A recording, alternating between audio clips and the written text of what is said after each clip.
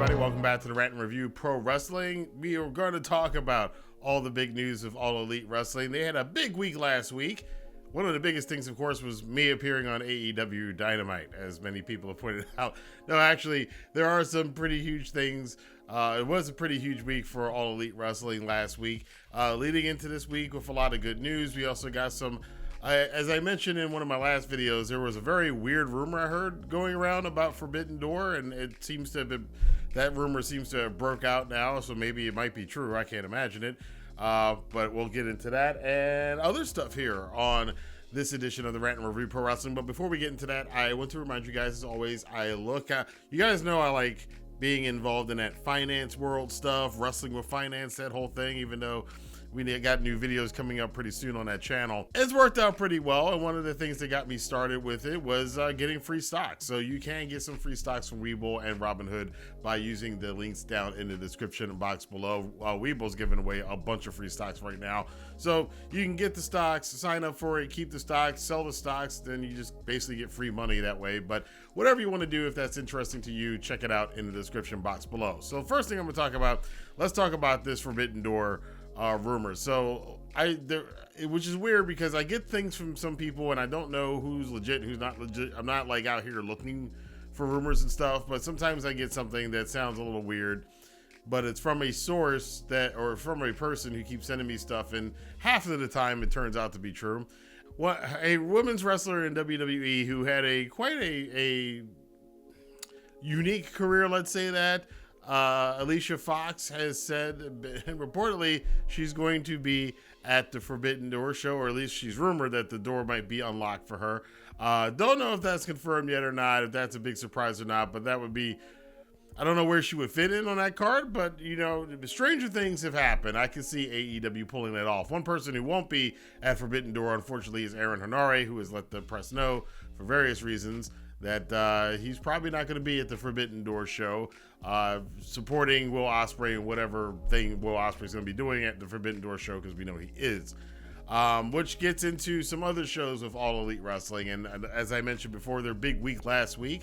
60,000 plus tickets have already been sold for the All-In show at Wembley Stadium, and I have seen everybody from the guy with the tennis racket to the guy that he hates to a guy that used to do disco and everybody in between.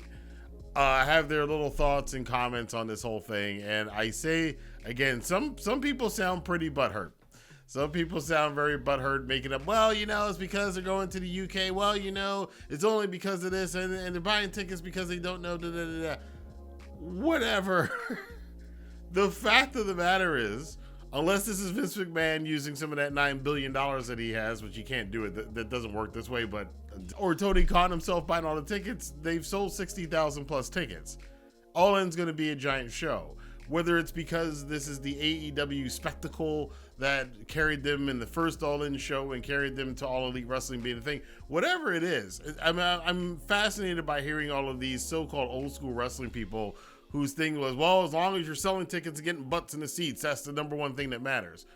So they're selling tickets and getting butts in the seats. Oh, well, yeah, well, they wouldn't be able to do that. And it's only because, that's only because these people hate WWE because Vince is back now. It's like, is he selling tickets? Yeah, he's selling tickets. On your own criteria, this is a success. And I think maybe that's what makes some of these people butthurt, because under their own criteria, he's actually sold more tickets than any of them. In fact, one of them actually is pretty salty about, oh, well, just because he sold the most tickets, does that mean it's the greatest show of all time?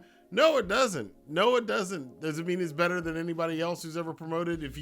If this Wembley show, which very well, you know, has a chance now of possibly being the highest attended North American or Western wrestling show of all time, it's a possibility. I don't know if it's going to happen or not, but even if it does that mean it's the best? No, that's what we keep saying. People like myself who are wrestling fans have been saying this for a long time. We've been saying this about WWE. Just because something has a lot of people watching it or has the biggest audience doesn't mean that it's the best thing. This is nothing. None of this has anything to do with AEW being the best or being number one, or it doesn't. WWE having all the people that shows up and the ratings it doesn't mean it's the best and it's the best ever or number one, or just because they've survived this long means this is the best wrestling ever. It doesn't. That doesn't mean that. Just the same way as McDonald's isn't the best restaurant because they sell they make the most money and sell the most food. Way more people go to Walmart than the Saks Fifth Avenue to buy clothes. Does that mean that the clothes at Walmart are better than the clothes at Saks Fifth Avenue? Probably not. Actually, not at all. But you know what I mean here. It's like the wrestling industry has this very weird thing about metrics and dick measuring and stuff, and it makes no sense.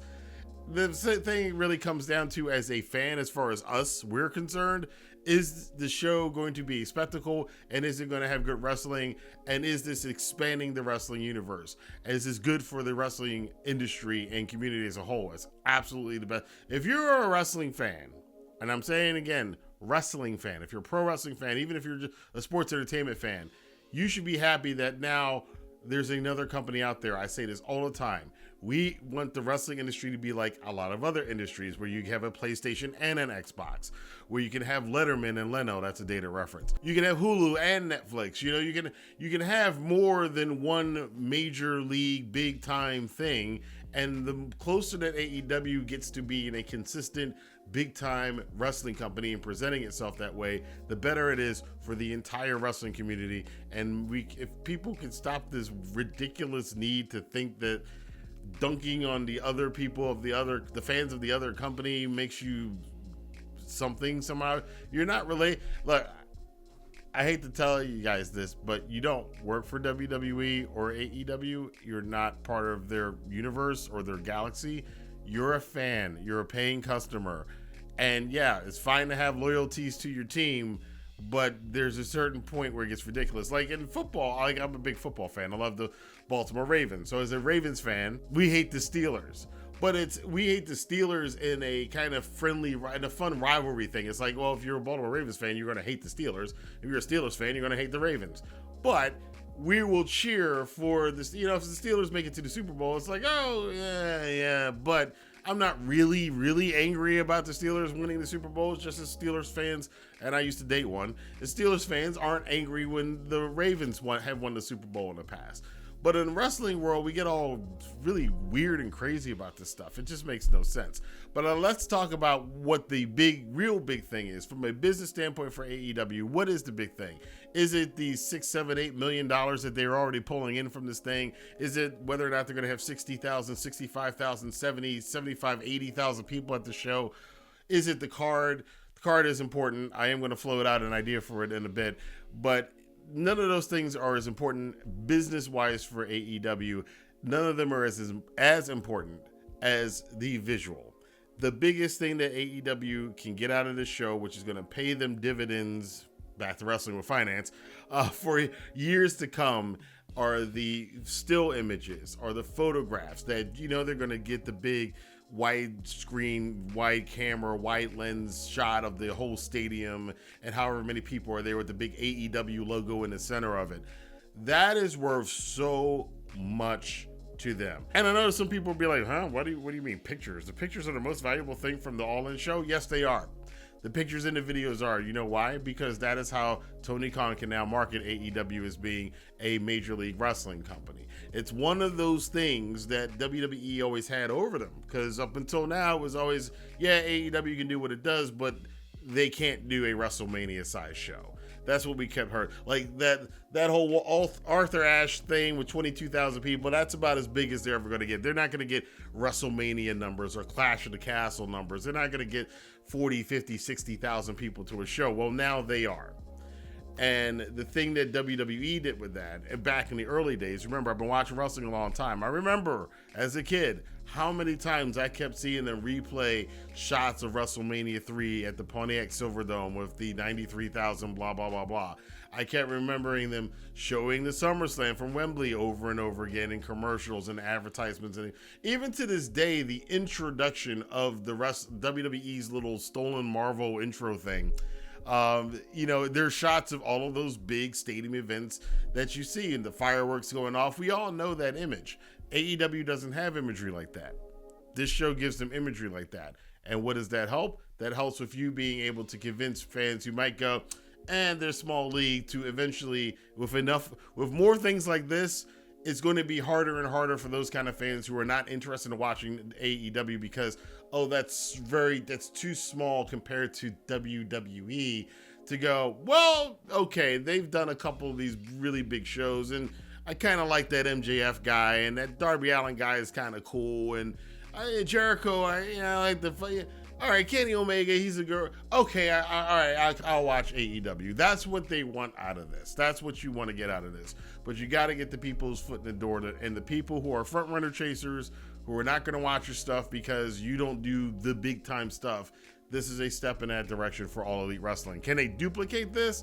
A lot of people have already started moving the goalpost on them for this. Like, well, they did it this time, but can they come back and do it as an annual event? No, I don't think they're going to come back to Wembley next year and do the same thing. I think you could go to different countries. I think you could go to Australia. I think you could go to Japan. Somebody's already laid out a challenge for Tony Khan to take AEW to Mexico. You could do all of those things. And, and that way maybe they can rotate around different countries every single year for All In and do different shows. Obviously, I wouldn't be happy about them doing this, but they could do Saudi Arabia show, I guess.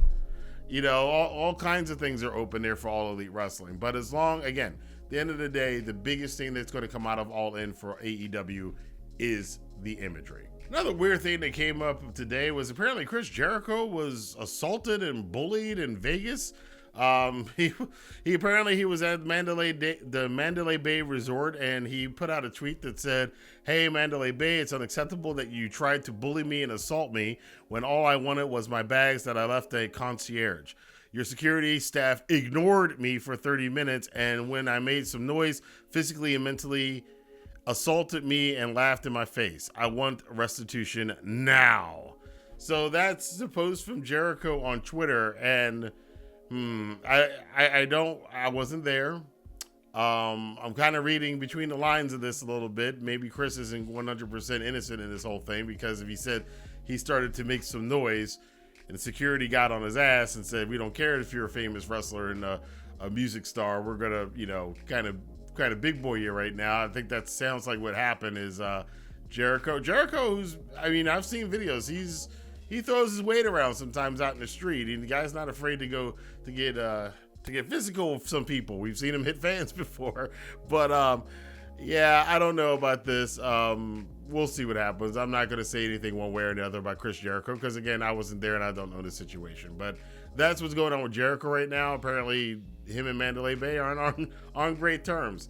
So that's unfortunate. Over in WWE, they still have this tournament going on for the World Heavyweight Championship that's supposed to be exclusive to Raw, but they got SmackDown matches on this Friday for it. So far in Raw, we've got Seth Rollins and Finn Balor advancing in the tournament, which I like the kind of way they're setting up these triple threat matches and then letting people advance on. That's an interesting new spin on the tournament. I actually kind of like that. So Finn and Seth are going to meet, and we'll find out who's going to meet in the semis for the SmackDown tournament. Of course, the winner is going to go to the Clash of Champions show. The two winners and the two finalists are going to go to the Clash of Champions show. I think that's what it's called. The next Saudi Arabia show, Clash of Champions or whatever. Or Night of Champions or whatever they're calling it. And that's when we will crown the new WWE World Heavyweight Champion version 2 or version 3 of that title. However you, I can't keep track of the title lineage anymore. But Cody was involved in it. He's not apparently done with Brock Lesnar yet. So there's going to be more of the two of them going at each other, probably some more blood. I think this seems like to be they've kind of tongue-in-cheek mentioned this, and I noticed in the commentary, and Cody saying, "Make me earn it." A lot of fans who were grumbling that Cody hadn't earned his shot at WrestleMania, which, I can see where they're coming from, but I think, it's another one of those wrestling rules that don't really apply all the time, so it is what it is. But more Brock and Cody coming on. I don't know where that's going, but now I'm curious. Seth seems to be the one who's going to win that title. Him having a rematch with Finn Balor. Remember, they were the first two Universal Champions, if I remember correctly. A lot of history they could pull on from here. But Finn and Seth should be a good match. I might have to check that one out next week from WWE. Last little bit of news. Of course, we all know that thought there was a new member to Los Ingobernables de Japón over in New Japan, as Yota Tsuji did the fist bump, and I made note and said, hey, Kevin Kelly and Chris Charlton didn't say anything about it. They missed it or whatever. Well, maybe they didn't miss it because Naito was in the press this week, and Tsuji apparently went back to Mexico, and Naito said that he doesn't know quite yet if they're accepting him into Los Ingobernables de Japón. He's going to have to come back to Japan, and then we'll discuss it. So I guess when Tsuji does come back, he does have that matchup with Sonata coming up pretty soon. We're going to see how this is going to unfold. A lot of people are pointing to the fact that Yota Tsuji might be Naito's ultimate replacement. As we know, his knees are not good. He was trying to retire. He's been trying to retire. He's wanted that last Wrestle Kingdom match this year. He didn't get it this year, so he's going to try again next year. I don't know if we're leading towards him and Sonata at Wrestle Kingdom for the championship. I would like to see that, but that's so far down the road, and we got Dominion coming up, and we got the G1, and we got King of Pro Wrestling and all the fall shows. So whether or not Naito is going to win the G1 this year or somehow make his way into the main event at Wrestle Kingdom, and if that is going to be against Sonata and they're planning to build Sonata up from now until then, that could be a great main event for next year's Wrestle Kingdom, especially if it's Naito's possible last match or retirement match, because again, his knees are powder. And as far as Yota Tsuji is concerned, I think it's kind of a fait accompli that he's going to be in Los Ingobernables de Japón. But however, I thought it was a fait accompli that El Fantasma was going to run Bullet Club, and we saw how that went. So anything's possible in the world of pro wrestling. So I want to know what you guys think about these stories, though. What do you think about Chris Jericho's problems at Mandalay Bay? What do you think about the idea of Alicia Fox being at Forbidden Door? Yota Tsuji, should he be the next leader of Los Ingobernables de Japón when Naito leaves? And what do you guys think about the people who are celebrating, the people who are complaining, the people who are making excuses, and the people who are absolutely tickle pink about All Elite Wrestling selling over 60,000+ tickets for the All In Wembley Stadium show? Let your voice be heard in the comment box below. Until then, I will see you guys for more news, rumors, and commentary here on the Rantin Review Pro Wrestling. Have a good day.